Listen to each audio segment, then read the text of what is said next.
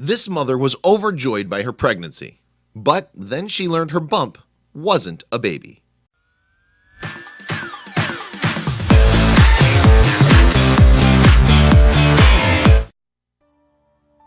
All Lauren Knowles wanted was a second child. It was her dream. So when she took a pregnancy test and realized it was positive, she was unsurprisingly over the moon. But her joy would quickly be shattered by the results of a completely different test. Just 7 weeks into her pregnancy, doctors had to break some horrible news to the 27-year-old mother-to-be. Despite her growing belly, she was experiencing something far different than a pregnancy. In fact, it wasn't a baby that was growing in her womb after all. Before that day, Knowles and her fiance Trent had begun to build a happy life together. The couple had a son, Charlie, so Knowles was familiar with the feeling of pregnancy. She'd recovered the sensation once again in 2015, taken a test and received the results she wanted. Knowles was expecting her second baby. Only 7.5 weeks into her second pregnancy though, she noticed that she was spotting. For some moms-to-be, this would be cause for concern, as spotting can be a side effect of miscarriage. Knowles, however, didn't feel any sense of trepidation. "I wasn't particularly nervous as I had spotted heavily with my first child," the former flight attendant told the Daily Mirror. But doctors decided to do a scan just to double-check the pregnancy was all running smoothly. However, the routine examination would uncover something completely unexpected. Knowles wasn't pregnant, and she never was. Instead, she had experienced a molar pregnancy. "I didn't even know what that was, so they gave me a fact sheet. As I was reading it, my heart just started to sink," she said. Molar pregnancies start out in a similar way to healthy pregnancies, but the fertilized egg doesn't become an embryo. Instead, it turns into a growth known as a mole. This creates the same hormones as a developing baby, which is why pregnancy tests still read as positive.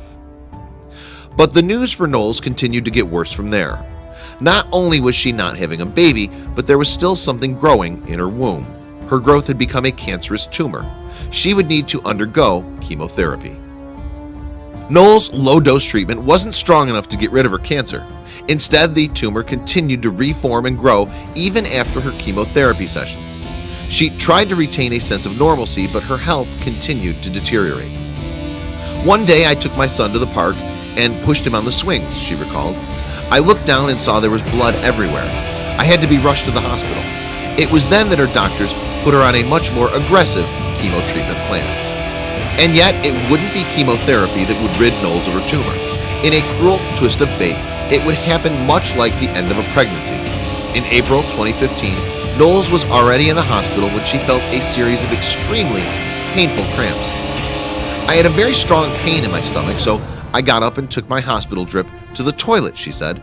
Much like a mother in labor, she leaned into the pain. "When I sat on the toilet, I felt myself having to push, and it was very painful," she said. What happened next was completely unexpected. "After the pain, I stood up and looked down the toilet," she recalled. Inside, she saw a massive dark mass in the pan. Upon further inspection, she realized what laid before her. It was Knowles' tumor, the size of a pear, at the bottom of the toilet. "A massive sense of relief came over me, and I knew it was the end," she said. "I felt so thankful that the tumor was finally out of me." The mass was the same size as a baby at 17 weeks, so it was a big tumor to push out with no assistance, she added. With that incredible effort, Knowles said she felt her ordeal was finally over. Sadly though, doctors would once again deliver her a devastating blow. Knowles, who always dreamed of having another baby, learned that she would have great difficulty if she tried conceiving in the future. At the very least, they told her she'd have to wait a year after delivering the tumor to try for a second child. Miraculously, just 3 months after her year-long hiatus from trying, Knowles found out she was pregnant again. This time, though, she received the news with much less excitement than before. What if the same thing happened? "My whole pregnancy, I was terrified that it would be molar again, so I wasn't able to enjoy the feeling of carrying a child. When we went to our first scan and saw the baby's heartbeat, I couldn't stop crying because I knew it was real." With that, she could only look forward to the birth of her daughter, Indy, who came into the world via C-section. "She was absolutely perfect," Knowles said. "I couldn't believe I actually had my dream second child because I never thought it would happen." Knowles became a stay-at-home mom who's watched proudly as her story garnered press attention. She hoped it would serve other mothers to hear about her triumph over heartbreak.